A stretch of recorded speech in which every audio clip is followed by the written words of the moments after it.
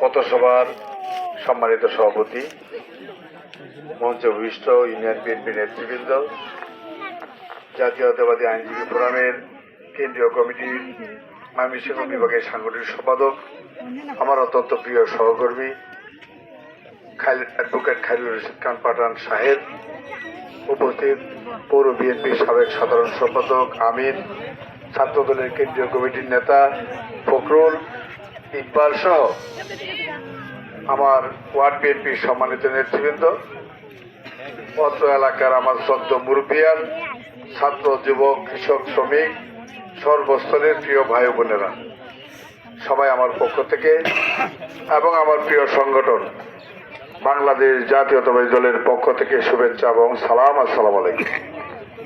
এটা আমার গ্রাম, এটা আমার বাড়ি, এখানে আমি কোনো রাজনৈতিক বক্তব্য রাখবো না।